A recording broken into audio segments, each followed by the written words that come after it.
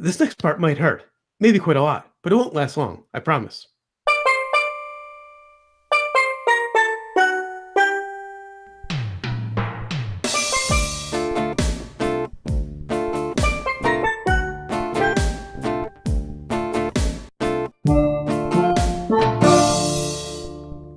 Hello and welcome to Zombie Takeout, the B-Movie and Cult Movie Show. I'm John. And I'm Scotto. And without any further ado, on to this week's movie, which is from 2015, Hardcore Henry. Of course, that brings us to the impromptu plot summary. Sponsored by Narrative Perspective. There's a reason first person is usually limited to books and video games. And also brought to you by MacGuffins. Need a plot to your movie? MacGuffin the MacGuffin hell out of all the MacGuffins. And then more MacGuffins. And then MacGuffin it just a little bit more. And a little phlebotinum in there if you can squeeze it in. All right, so we have our hero. They begin with some bullshit childhood flashback scene that I'm still not even sure how that applies to the rest of the movie. The only thing in the movie that wasn't from his perspective. Right. But then he wakes up from this on this lab table. His person claiming to be his wife is screwing his leg back onto, or his foot back onto his body, just to be clear, and his arm. Yeah. You worded that a little iffy. So he yes, he is a cyborg now, and or was he always? Who knows? Mm-hmm. But just as they're getting to put a voice into him, there's an attack on the base, and you could honestly say hilarity ensues at this point because it's just one big fight chase scene that goes for an entire 90-minute duration. It's a 90-minute cutscene from a video game. Yeah. So first he has to first he's just getting away from these guys. Then he has to find some sort of thing to re-up his power because they were, testing him, and I guess on how well he could survive. Yeah, MacGuffin number 1. And then when he finds this, then it's for some reason he has to go back to this other lab, but I guess that was just a plot to try to get him, And for the first twist with Jimmy. Yeah. Well, yeah, he has this sidekick named Jimmy who keeps getting killed but yet reappearing alive, and I mean it takes a little while. Yeah. You figure out he is a collection of cyborgs also. And more chasing and fighting and hilarity ensues. Yeah. I think, and we were talking about last week about who was going to tap out. You expected me to tap out first. Yes. Honestly, I think years of watching Let's Play videos on YouTube had prepared me for this movie. Okay. Because I do watch a lot of video games on YouTube, and it's a very similar experience. It did have the feeling that we just watched some dude play a video game. I mean, that is pretty much it. And that's never really interested me, watching someone else play a video game. Yeah, I watch it a lot, so I was really prepared for this movie. And I think that might be why I liked it. It was familiar, in a sense. I mean, I will admit, about 18 minutes in, I did feel a little dizzy. I didn't get motion sick at all. Well, right. That's why I thought you'd tap out more than because of motion sickness. More than it being a piece of shit movie. I mean, we've seen worse than this. I'm not prone to motion sickness at all. I grew up on boats. I've been motion sick twice in my life. One was Cloverfield, which is a reasonable assumption why this would do the same. Right. The other was a jump in Portal where you had to turn and shoot a portal at a particular spot, I feel like 3 times in a row. If you've played the game, you know exactly what I'm talking about. That made me nauseous, but no, this game didn't. It's like I said, it's a video game cutscene that lasts 90 minutes. I was gonna say, did you realize you called it a game, right? The movie? Did I call it a game? Yes, you did. You just called it a game. This game didn't make it. Oh, okay. I mean, it's not that different. And I mean, and I did like a lot of the gore. That was a nice touch. That's what I was just thinking of. I left my brain for a second. It's like, if you ever played Half-Life.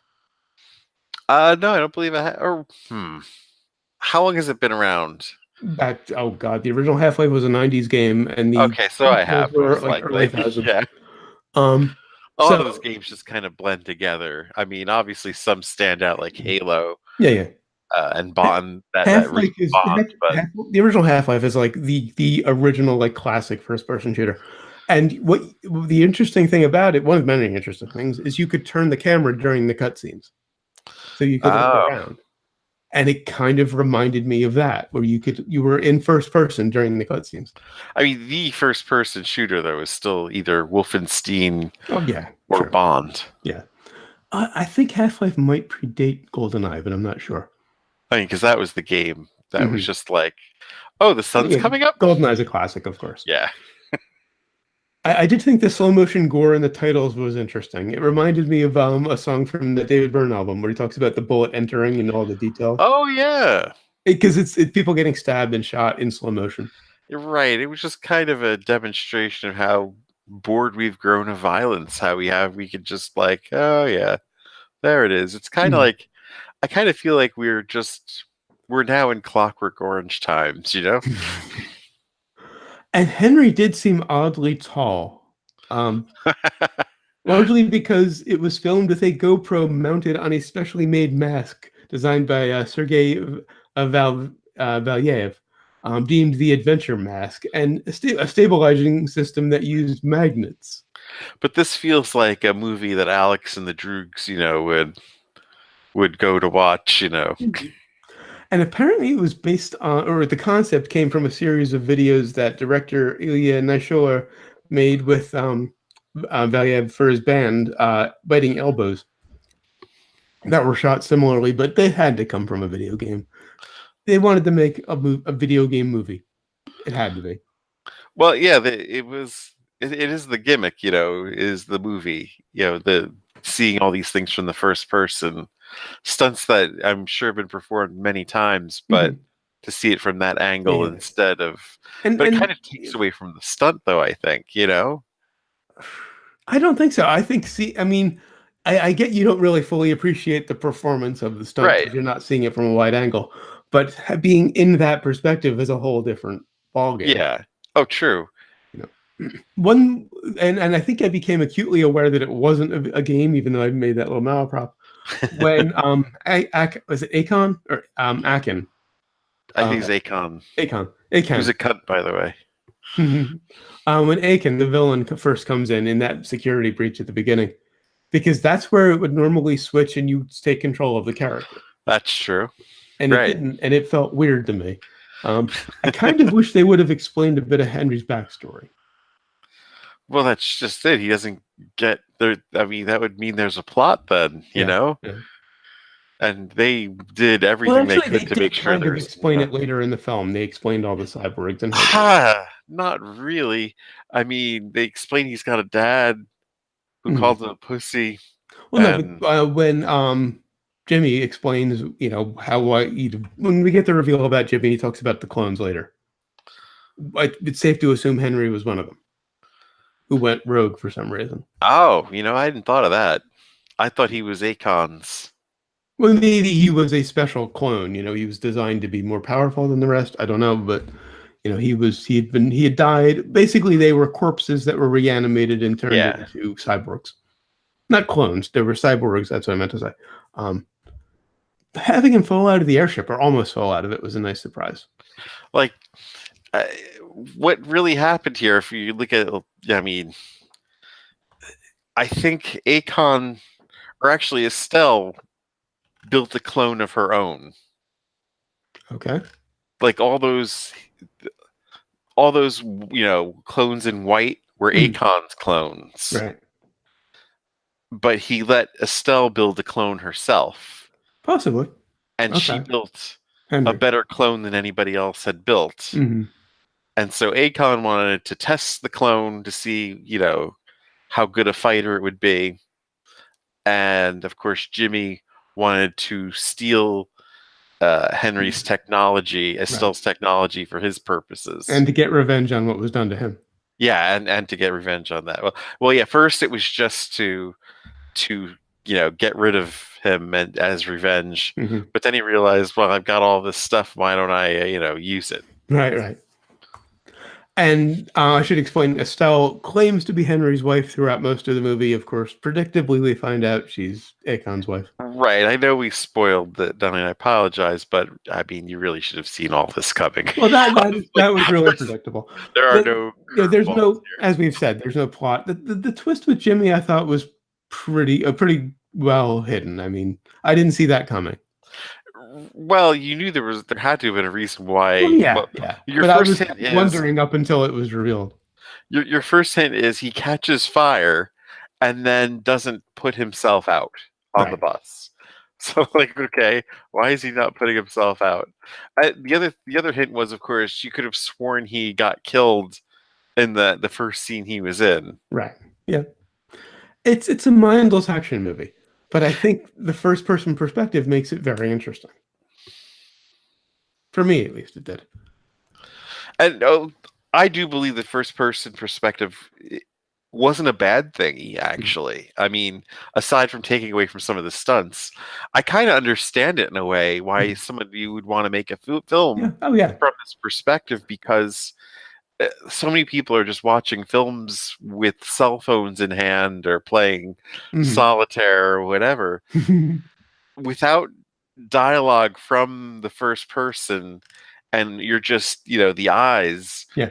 You have to keep watching just to figure out what's going on, or you're going to get lost. As I've mentioned before, I am one of those people. I usually am playing solitaire and have not just movies for this show. Most of the things I watch, I'm doing something else and listening because I'm auditory. I pay attention with my ears, and I couldn't do that with this. I had to watch it pretty much the entire time. I mean, I may have diverted my attention for maybe 5 minutes total out of the 90 minutes. Right. When I'm watching movies for the show here, I mean, the only other activity I'm doing, and it's why I don't do any other activities unless the movie is really that bad and I just need to do something else, is take notes on the movie. And that made that a little difficult this time around because it's like, wait a minute, what just happened? Why is this I going had on? a notepad document squeezed Right. as close as narrow as I could off to the side. Right, but I'm looking at the notepad document as I'm typing. To my eyes Well, went yeah, from the film, divert a little bit, yeah. But so that it's like, oh, wait a minute, and of course you're also figuring out why some of the movements are occurring. Like, why is he going in this direction until he turns to see, oh, there's somebody there, and he just shot him. the landing of the escape pod really kind of messed with me because that's the first time they really throw like a barrel roll and a lot of the movement at you. Right. He almost falls out of this airship that he's on at the beginning when the security breach happens, which was also very shocking. Loved that. Mm-hmm. He gets into this escape pod with Estelle. It lands on a freeway on a car. Yeah. Kind of reminds me of some of those Disney movies where, Yeah. like, if you're in the amusement park and they show like these perspective, films, they usually show them in 3D and stuff or whatever. I do like that they didn't shy away from the gore. Well, of course. I mean, obviously, from the intro, you knew what you're in for. Yeah. At one point, one of the Jimmys it was Dimitri's. I wasn't going to spoil this, but what the hell? Dimitri gets his head sawn in half, pretty much. It was a cheesy effect, but it was a nice bit of shock value. Yeah. Incidentally, the few digital effects, it was almost all practical. The few digital effects were done with an open source free program called Blender that I had played with. So and the movie, like I said, mostly relies on practical effects, which is another point in its favor. Right. That is what works in favor of the movie, definitely. But, when the camera is mounted on a person's head for the entire movie, it's hard to do digital effects well. Yeah. Because you can't really lock things down. Although I do have to wonder how many of the extras were just regular people. I don't know. Yeah. Because he's just running through the city in Russia. Yeah. I mean, some people you had to, like, the best part of the chase was the train station. Mm-hmm. Where he's, oh yeah, it was the Dimitri, right? Sick Dimitri that he was chasing after. Yeah. That was probably the best chase. I mean, just on foot. Mm-hmm. Yeah, when he's running down or slides down between the escalator, Yeah, yeah, and yeah. Oh, yeah, all yeah. that That sort was of a nice thing. move. That was all like, I mean, it was all meant for it. It was Mhm. just perfect. The first person there, it really worked. And I will admit, I did have to look away at some of the shakier scenes. I knew it. It had to have been too shaky. With some of the car chase scenes, particularly when he's on the motorcycle, Oh yeah, and later in the film, I did have to look away on that for that.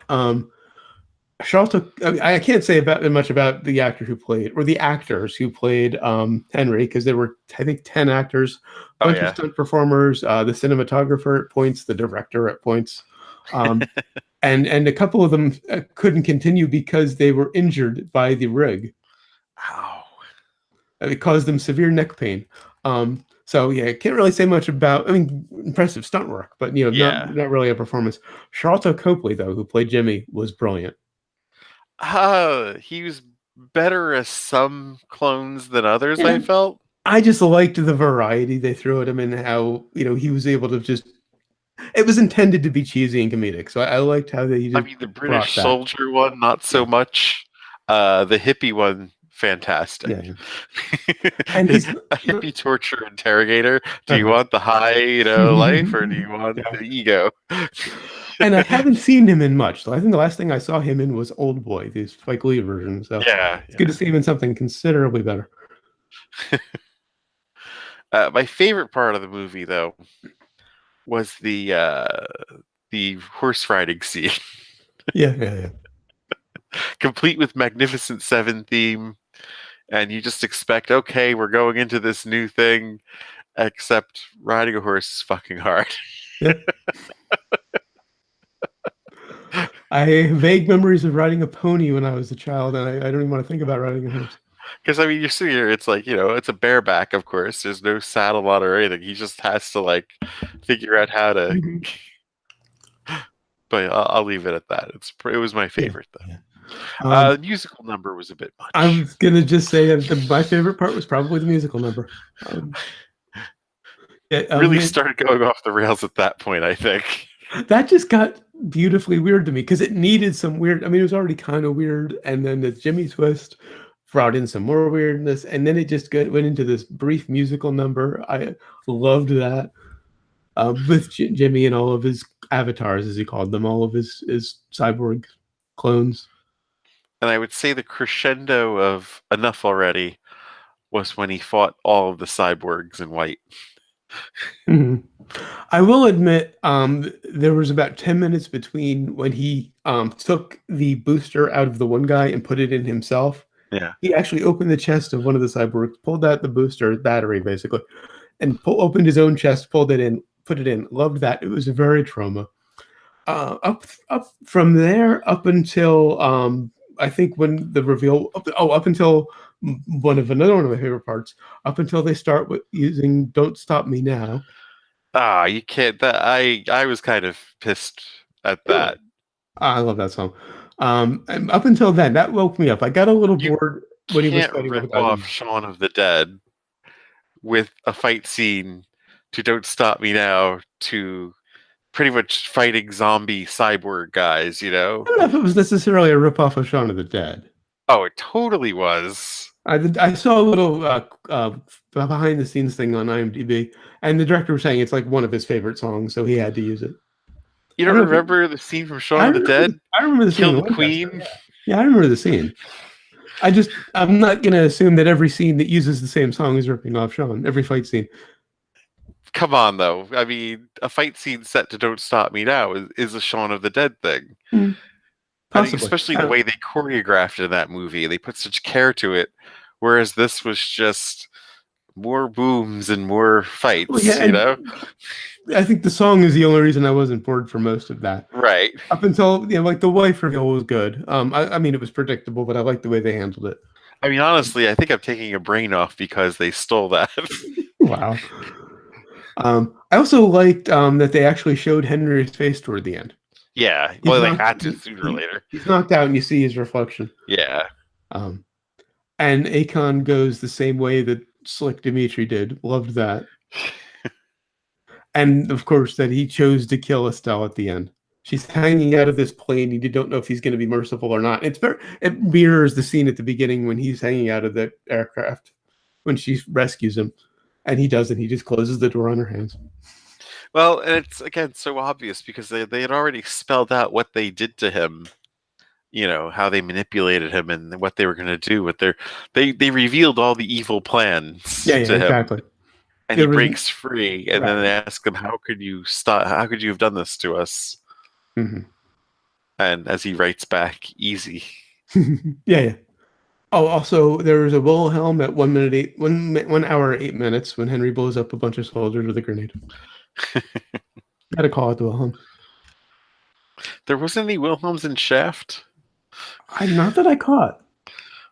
There may have been, but if they were very subtle. This one was pretty obvious because it's a comedy. I mean, the movie is basically a comedy in first This is person. kind of weird because it's like the exact opposite of Shaft, whereas Yeah, Shaft was this slice of life, you with know, some action. with a little bit of action here, Yeah, and then this was like this just action from 1 minute to the end with just with maybe, the thinnest veneer of a plot. yeah, if any. There was a veneer. Anyway, on to sequels and remakes. On the sequels and remakes. Both writer-director Ilya Naishuller and Charles Copley said in an interview to Tech Radar that they will be willing to make a sequel. Naishuller said, "I have an outline for a second one if there's a need and a want for it. Both Charlto and I would make a second one. It'd be much, much quicker. It may not be 3 years this time. In his words, it won't take as long to make. It may be 2 years and 6 months," he continued. "People are going to download or pirate it. You'll want an opinion on it, especially if you're a gamer. The question is whether or not people will turn up to the cinema to watch it." Because they did not. No, the first one didn't do well, which is probably why we haven't seen a sequel. Yeah. I enjoyed it, but this is enough. One was good. Yeah. I appreciate the one, but I don't need to see another movie entirely in first person. Well, I mean that's a different question entirely. I don't know. We don't need another hardcore Henry. There's no room for a sequel here. Story-wise, there's no room for a sequel. He gets free. He kills them. He's done. Right. But I don't even know if I would want to see another movie completely in first person. It would be interesting in the hands of a more experienced director. Yeah. I guess a more advanced storyteller than this. Maybe because I have played a lot of first-person shooters and I watch a lot of video games, I'm kind of good on that end. I've seen the stories told that way. I don't need it in a movie. As I said in my sponsor, there's a reason that it's left to books and games. Like, what if someone did a comedy, in the first person? I mean, but for lack of a better way of putting it, where's the hook? Where's the gimmick? If it's not an action movie, what's the point? I mean, it's just a way of telling a story. Or what is it more than just a gimmick if there's no action? Although again, I have played some very dramatic games in first person that really do tell a story beautifully. Gone Home, highly recommend it. So it perhaps could work if it's one actor and somehow told around them. I know TV shows have experimented with this. In fact, I think MASH did it once. MASH did it in a dream sequence, I think, that I vaguely remember. I think MASH did it in the point of view of a patient, if I'm not mistaken. Oh, yes, I remember that for just one episode. Yes. It was just, what it felt like to be transported into this hospital with all these people and just, being patched together. And that was groundbreaking as hell. I never thought about that because that was before there were any video games, at least video games that could do that. Yeah. Wow. Huh. On the brains. I had an absolute blast with this, and I know we're going to split, but I'm going 5. I'll give it a brain and a half. Wow. Almost a full split. Yeah, because they needed to come up with an actual plot instead of just this, you got to get this MacGuffin now. And it was just, it really got boring towards the end. As soon as you were bored too. If they didn't play Queen, you would have fallen asleep. I wouldn't necessarily fallen asleep. I got bored for maybe, I timed it, it was maybe 5 minutes. I got bored. They didn't have 90 minutes worth of movie here, though. They had, at best, I'd say half an hour. I think when I found out what the gimmick was. I knew what to expect. I wasn't looking for a plot. I was just looking for an action movie that would fuck with my head a bit and have some great explosions and gore, and I got that. And their "Don't Stop Me Now" fight is nothing compared to Shaun of the Dead's "Don't Stop Me Now." Yeah, more original than Sean, and had some better Yeah. moments. Yeah, Sean is a better movie, of course, but I'd have to see them back to back to really judge that. I mean, it certainly had Kill the Queen. I mean, I can't you can't top that. And that whole choreographed dance Yeah, yeah, with yeah. the weapons and Right, right. It's been the, ages since I've the way seen they're Sean. beating the zombies at the same time Yeah, and due to the yeah. music. Okay, you're right. You're right. You're right. Like, I showed my wife that scene. I was like, "You're not gonna want to watch it, but you've got to." It's like when they were using that for a car commercial. Uh, I was like, "You've got to see how they did this fight scene." hmm. And so, what have we learned? We're one step closer to Ass the movie, I think. Oh my! And I learned that something about spine snapping never gets old. I guess it doesn't, does it? Hmm. That's it for Hardcore Henry. Until next time, when we'll be reviewing Dress to Kill. This is one that we put off from earlier in the year.